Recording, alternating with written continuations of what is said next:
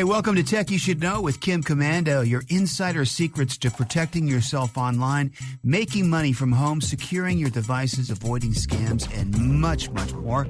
I'm Mike James, and in just a bit, we're going to go behind the scenes of IBM X-Force Red, or we're going to delve into the hacker world and find the sinister individuals trying to break into the world's most secure companies.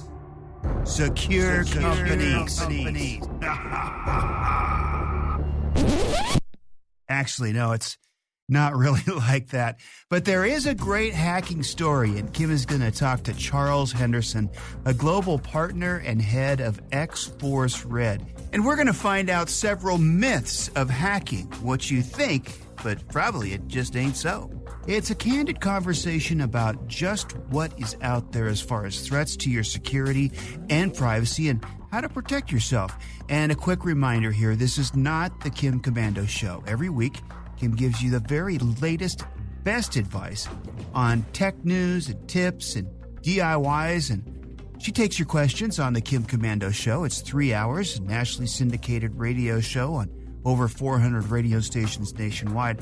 Now, for that podcast, you just go to getkim.com, and then if you enter promo code Kim, you're going to get a free 30-day trial. That's getkim.com, and you get the full show as a free 30-day trial, and then it's only a few bucks a month. All right, coming up next, Charles Henderson, a global partner and head of X-Force Red, on Tech You Should Know with Kim Commando.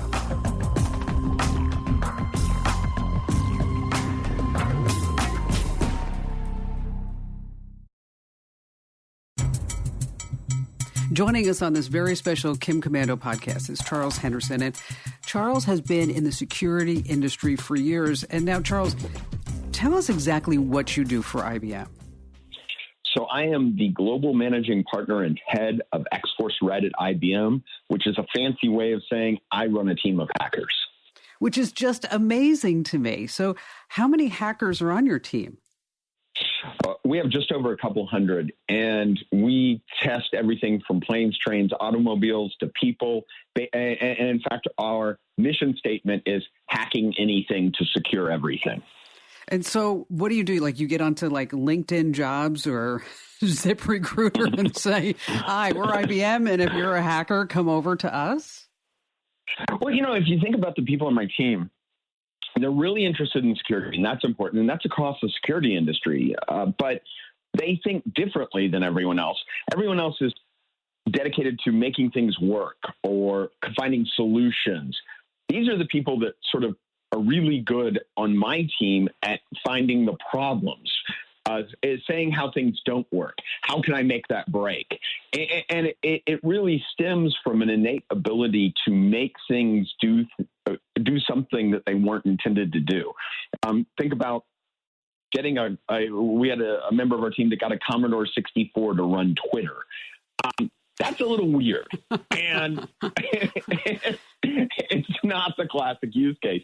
So it's almost like these folks are just wired just a bit differently. They think outside the lines, and it's not so much that they color outside the lines so much as they don't color inside the lines.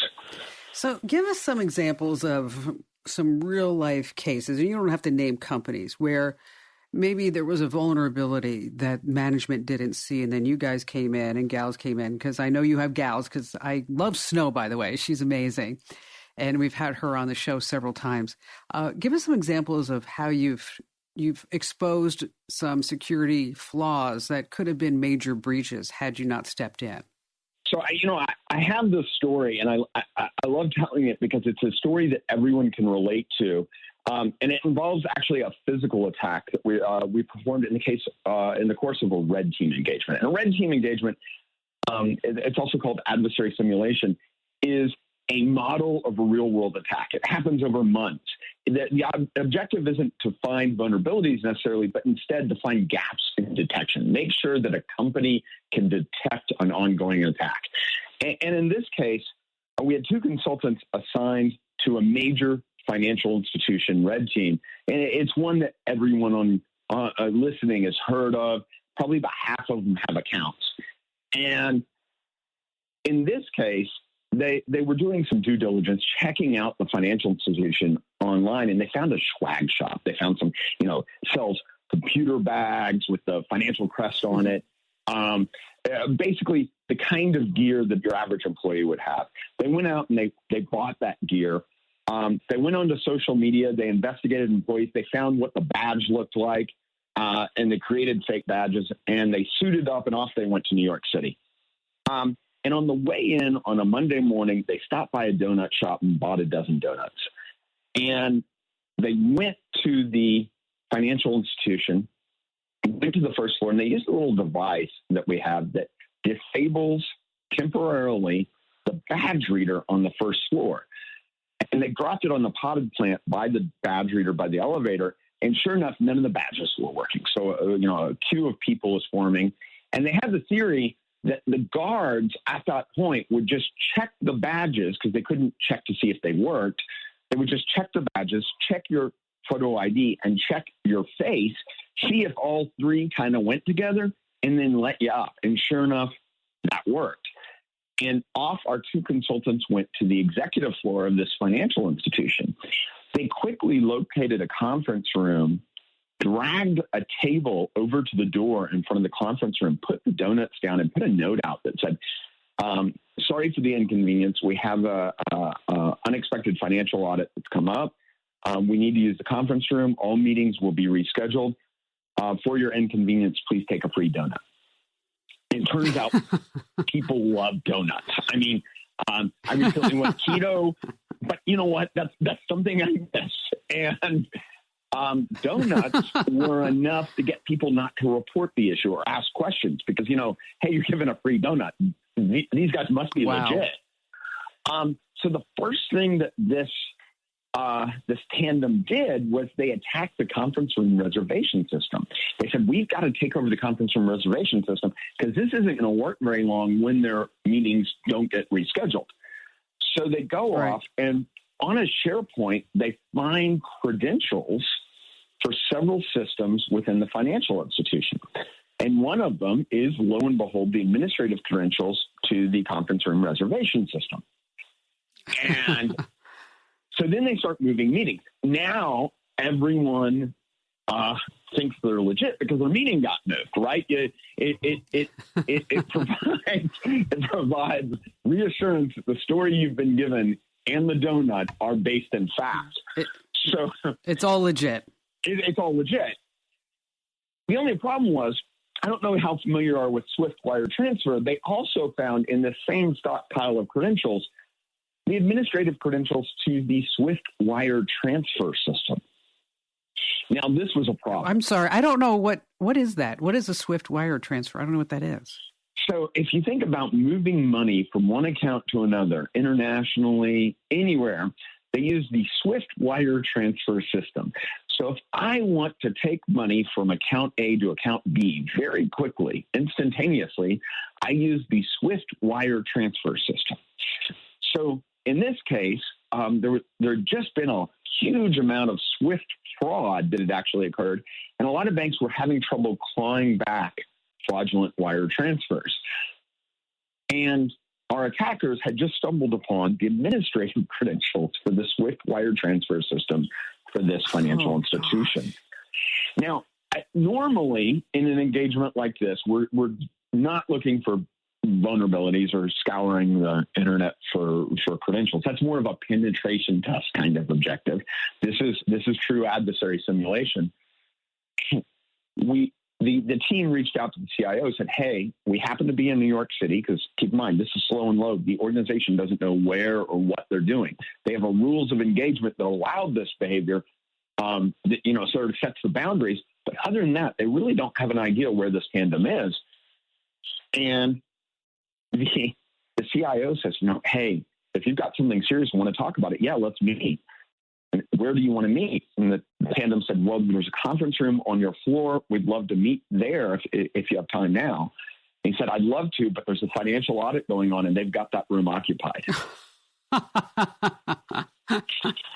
No way. Really? Yeah. Oh, gosh. But, the fun of that is that, we exposed a number of organizational detection controls that had been missed.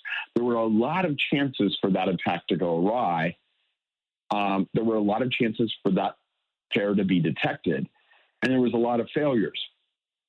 Security is not just about fixing a vulnerability. It's about a thought process. It's about organizational commitment. It's about culture. And you see so many organizations that have gotten into this find a flaw, fix a flaw philosophy, and they don't look at the overall detection and security capability. It's sort of a complex organism, if you will. Well, it does become like whack-a-mole for many companies. And it's really easy to get into that sort of, it's almost like some sort of steampunk type assembly line where you just get into a rhythm and you go, and no one stops to think, hey, are we doing this the best way? Sometimes just looking at things differently is very important. I always say that when we bring new people into the organization, I say just because we've been doing it this way doesn't mean it's the best way. Okay, so if you have a new way, let me know what it might be. Charles, I put together some myths, and I thought it might be fun for our listeners to hear some of the myths about security, and then we can talk about it. Like myth number one is, I hear this from people, I'm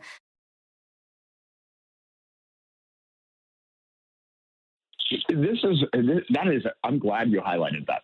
The fundamental truth is that your information may be more valuable to an attacker than it is to you. And often what you think of as your information is actually customer information or other people's information. And it turns out that information is extremely monetizable. And,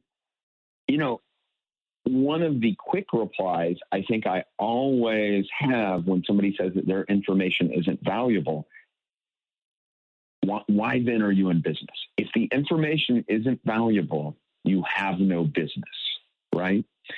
So if people are paying you, if you are paying people, there's obviously value there. And criminals are amazingly adept at monetizing even things that you and I may think of as trivial or just mere inconveniences and invasion of privacy. I think of one just off the top of my head. For the right type of passport, you're talking about $5,000 a piece on the dark web right now. Really? And wow. Yeah. And that price has dropped a little bit because criminals aren't traveling either. Yes, nobody's traveling right now. But when you think of that, if you asked what the value of a valid passport was to someone and just the information associated with it, they'd probably come up with a much lower number. So often I think people are surprised that there is a lot of value in the information that we take for granted every day. Hey, don't forget, if you've got a question about something digital, you can get Kim's unbiased advice. And it's advice that you can trust. America's Digital Pro, Kim Komando, and our nationally syndicated radio show. You just go to komando.com and in the upper right-hand corner, click on the Be a Caller button. We're going to ask you your name and for a couple of details about your question. We'll set up a time where you can be on the show, ask your question on the show. It is fun. You can call your friends and let them know that you're going to be on the show. And that's, again, the Be a Caller button in the upper right at komando.com. Just ahead, we've got more of Kim's conversation with IBM X-Force global partner Charles Henderson about what happens when credit cards get stolen, what you can do to protect yourself and family from these security threats on Tech You Should Know with Kim Komando.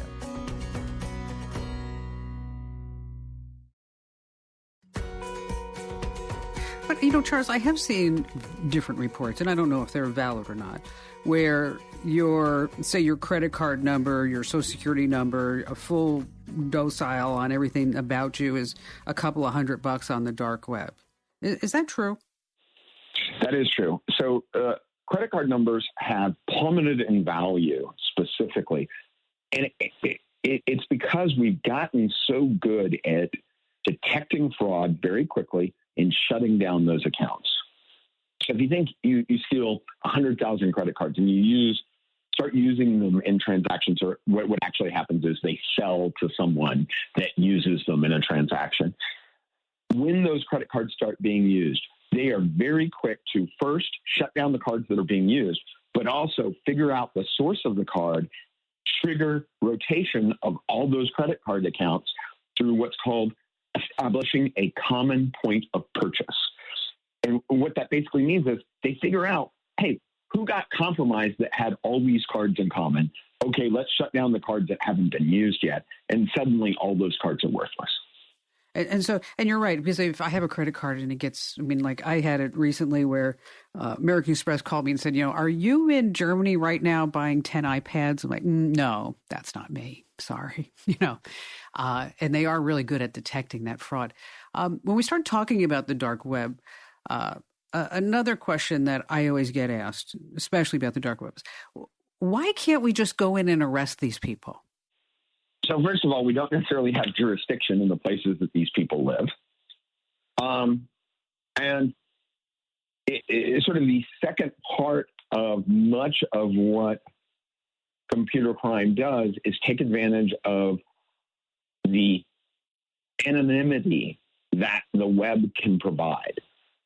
But first and foremost, you have to understand that a large number of people involved in organized crime are outside the jurisdiction of the law enforcement that your listeners may be most used to dealing with. There are cases where law enforcement may be aware of the identity of someone and just unable to act. And there are other cases where it takes a great amount of time for someone to piece together the identity of a computer criminal. There was a case recently where a computer criminal was tracked down, or an alleged computer criminal was tracked down via posts of allegedly ill-gotten gains on Instagram. So law enforcement officials saw this individual posting fancy cars and lots of cash and an opulent lifestyle.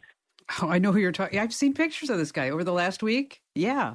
Yes, exactly. And what's amazing there is they worked backwards through those pictures to figure out the identity of the individual and then connect them to the crime. So if you think about that, that's not every computer criminal is posting their ill-gotten gains on Instagram. It's not the easiest prospect in the world. Yeah, I saw a picture of this guy. He's got like a Rolex on, and he's got this Fendi outfit on, and then he has a Rolls Royce on one side of him and a Lamborghini on the other. And I'm like, oh, okay. Somebody works hard for their money, right? Okay. Kim, I don't know about your life, but that's a very different life than the one I live. It sure is. Sure is. Let's talk about another myth. If I install security software and I have strong and complex passwords on all my accounts, I'll be okay. There are no silver bullets in security. Security is like healthy living. You do several things, and the things you just mentioned may be a part of that, but healthy living extends to more than just eating your vegetables every night. It's a layered approach. It includes offensive security testing, verification. It includes products. It includes thought. It includes planning. I cannot underscore the need for preparation. And all of that is still not bulletproof. You do all of that so that you can avoid major health problems. But you still do your periodic checkups and try to detect health problems early in the security life cycle, because small problems, just as they can in health, become very big, very fast in security. I read a story recently, maybe not recently now, because since the pandemic hit, everything seems recent to me for some reason. It's like my life stopped in March. But anyway, here nor there. is that I remember reading a story about, I believe it was in Germany, where a CFO was busy working and the CEO called and said, listen, I need you to transfer $250,000 to a vendor immediately. And the CFO, is doing his job, and this is his boss. He's definitely not going to disobey his boss. So he's questioning it, but it is his boss who called him. And so he goes ahead and he processes this $250,000 payment to a vendor. The boss calls the next day and says, listen, I need another $250,000 to the vendor. And that's when the CFO kind of like, this doesn't sound right to me, although it still sounds like my boss. Well, it turns out it was voice, instead of deep fake videos, it was deep fake voices, which would be very, very, very difficult to detect, even if you have all the security software that is in place, except for the fact that maybe you don't have the right controls and procedures. But are you starting to see more of that technology being used? So we're seeing a lot of executive email compromise. And what the scam you just described owes its origins to executive email compromise, where they took the same tactic and via email would direct wire transfers. Because, we talk criminals want to monetize your information. It turns out that nothing monetizes quite like cold hard cash. And what they want to do is convince you to wire money. Well, very quickly, through a lot of education and press and other things, people got wise to the email compromise and moved on to voice communications and other mechanisms to try and elicit the same wire transfer. So anytime you get directed to transfer money and it seems out of the ordinary, that's when you verify. One of the toughest things to do when it comes to crime of any sort is to claw back wire transfers. And criminals know that, and that's why they love using them. You always see those scams that use wire transfers or gift cards. That's because they're difficult to get back. Yeah, it's interesting. I had an assistant a couple of years ago, and she came into work, and she looked terrible. And I called her in. I said, what's wrong? And she says, well, my husband bought a car on eBay. And do you happen to need $1,000 worth of iTunes gift cards? And I'm like, what? And she's like, well, he bought a car on eBay. It was an incredible deal. And they wanted to be paid in iTunes gift cards. So I went to Walgreens and I bought 1,000. I'm like, no, I'm sorry. I don't need $1,000 worth of iTunes gift cards. Okay. How about another myth? Hacking is like what they show on television. It is not. And first of all, I want to dispel one myth. Hacking is a co-ed sport, okay? It is a very diverse sport. In fact, we look for different thought processes, different backgrounds, whether that's socioeconomic, whether that's gender, whether that's geographic. What we're looking for is people that think differently from one another, because you're always trying to think of that one thing no one's ever thought of before. And if you have a whole bunch of people that think the same way, you might as well have one person. So diversity is really important. Secondarily, it probably would be fairly boring to most motion picture viewers. And that's why you see it dressed up. There's lots of fun graphical interfaces, and things are pretty immediate, instant gratification. It fits nicely in the 1.5 hour time slot of the movie. The truth is that when you're looking for true exploitation of a company, hacking goes on much longer. Look at our red team engagements. They sometimes go on for many, many months, slow and low. You're trying not to be detected. And the easiest way to do that is to do discrete tasks individually with time padding between them so that they can't be correlated very easily. Does that make sense? Yeah, no, it does. It makes total sense, especially every time they want to show a hacker, it's a guy in a hoodie. and he's just, hunched over and typing away, and, all this gibberish is on the screen, and it's not really the way that happens. Yeah. And if you think about how quickly it happens in the movie, it's, they start the day realizing that they need to get into, whatever super secret system. And by the end of the day, the problem has been solved. Not only have they gotten in, they've gotten everything changed, and everything went superbly. The problem with that is that kind of quick compromise, lateral movement, that's the kind of thing that sets off all sorts of security tools. So you take a much more cautious approach. Think of it as a much more well thought out, well planned, well orchestrated approach to blend in with your surroundings. The truth is, the modern corporate network is a fairly noisy place. It's fairly easy to blend in. It's really easy to blend in when you have time on your side.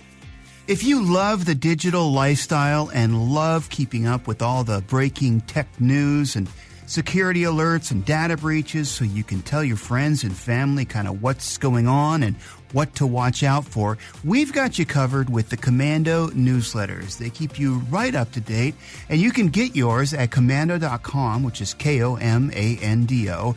And on the top, click on the Get the Newsletter button, and it's a double opt-in. So we'll send you an email to make sure that you want the newsletters, and then you got them. We've got also specialty newsletters about Apple and Android, many, many others, including The Current, which is just what it says. It keeps you up to date on what's going on, and there is no advertising in The Current. It is read it just as you get it. And again, that's at commando.com, Komando.com. Try it out and see if you like it. We believe you will. It's at commando.com, Komando. Hey, just ahead, it's more of Kim's conversation with IBM X-Force Global Partner Charles Henderson. And now we're all working from home, so up next, how have scammers pivoted to target people working at home and working on their personal devices, and what you need to look out for. That's just ahead on Tech You Should Know with Kim Commando.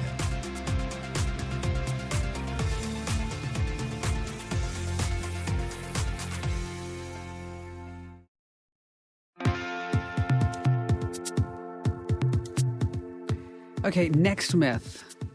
BYODs. They're safe. We don't need to worry about them. Bring your own device.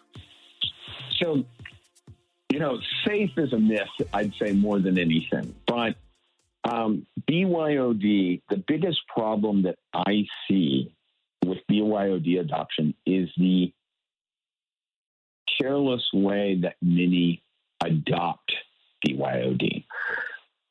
Essentially giving employees very little guidance with their own devices, very little education, and very little oversight. So you don't see a lot of software in place to make sure that employees are using their own devices in a controlled manner. You don't see a lot of employees that understand the requirements for security that are placed on them as they use their own devices. It's very easy for BYOD to become the wild, wild west. I don't think it's a problem with BYOD. I think it's a problem with the implementation of BYOD by folks that see it as offloading a problem. And once they have deployed BYOD, they don't have to worry about it anymore. And they see it as a cost savings. They've taken it off their books. And because of that, they're not maintaining it. If you go back to that health analogy, it's a bit like deciding I'm going to eat vegetables now so I no longer have to go to the doctor. And especially now that so many people are working from home, they just don't have their IT department at their full disposal as they might if they were in the office. And so are you starting to see any increase because people are working from home in security incidents and hacking attempts?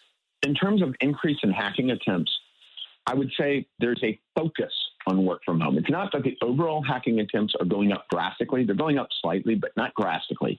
But what you're seeing is a concentration on the easy target of the work from home employee. In essence, computer criminals like to take the path of least resistance. And when they notice this employee where, it was a point where 75% of employees were working from an office. Now 75% of employees are working from home. When you see that kind of shift, criminals take notice too. And what's really interesting about that is, and we just did a study of over 2,000 employees that were new to work from home. We asked them questions. Hey, how did your job change? And we said, hey, what kind of new security processes have been put into place? And over 60% said, well, we haven't gotten any new security processes now that we're working from home. But meanwhile, even though they've been given no security processes, 83% said they're comfortable with the security of their new work from home environment that their company has given them. And that to me says it's a false sense of security, which sort of doubles down on the work from home problem. Yeah, it is interesting because you have all these different variables right there right now. I mean, and it seems like we have many more open ports and ways to get in, whereas before we didn't. Next myth. We used to have all the Nigerian scams, the princes promising us riches. And as a matter of fact, I got a call on the show a couple of weeks ago from a guy who was dating somebody online in Google Hangouts. And she, after a few months, said that she had gotten an inheritance from England. Lucky her, right? And needed to pay the lawyer's fee, and he gave her a couple of $1,000s. And he called me to ask me if I thought he was getting scammed. But anyway, here nor there. A lot of people think that phishing is a thing of the past. What do you say to that? Phishing isn't going anywhere. It's an amazingly effective technique. What you're seeing is the people responsible for phishing campaigns getting better at it. Look at the World Health Organization purported emails. They were actually from phishers sending out emails, scamming people. Those were amazingly effective. What you're seeing is the scam artists, the criminals who conduct these phishing operations, getting much better about understanding their audience. You can almost think of it as they went to business school and they understood their customer, their target better, and they started looking at behavior habits of these targets. What matters to them? What's going to resonate with them? What's going to get them to click? And the reason all that's important is, look, they're interested in return on investment. They want, for every email they send, to get the most return on that action. Because also, when you send just a ton of emails that set off a ton of alarms, they're less effective. So if they can take real-world emails and just modify them slightly, and you fall for it, they're much better in terms of return on investment. So what you're seeing is, first of all, when they send out the wide net emails, you're seeing things that have real world implications. And two, you're seeing a lot more spear phishing. And that's more directed, targeted, where you might see a financial officer at a specific company targeted with a specific email used to maybe elicit their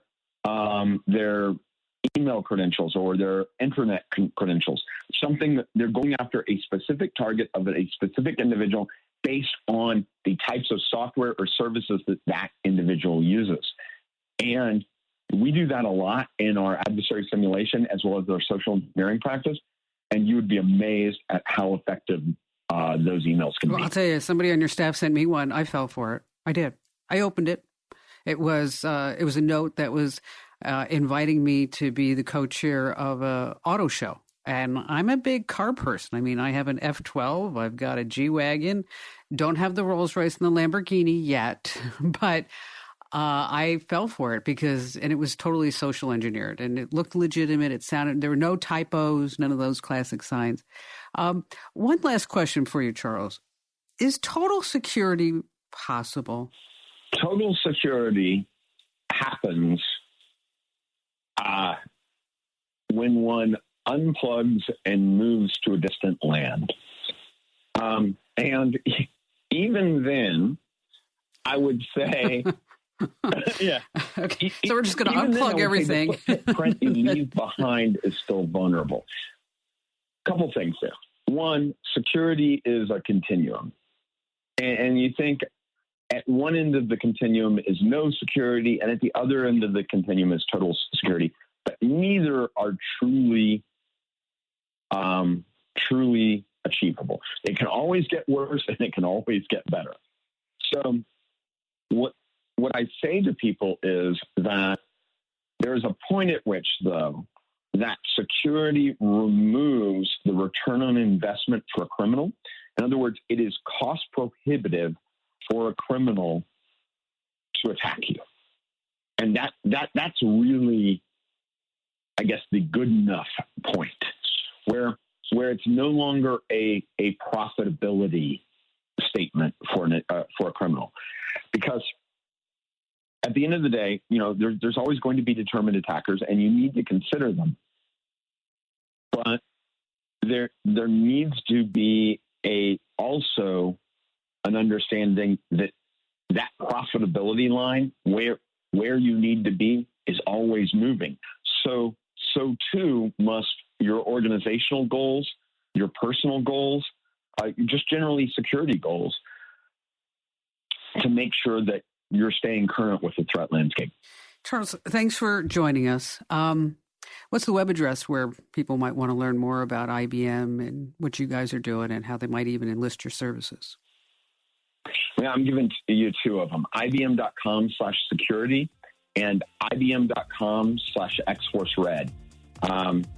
And of course, you can always follow me on Twitter. There's usually some interesting research that I'm running around with.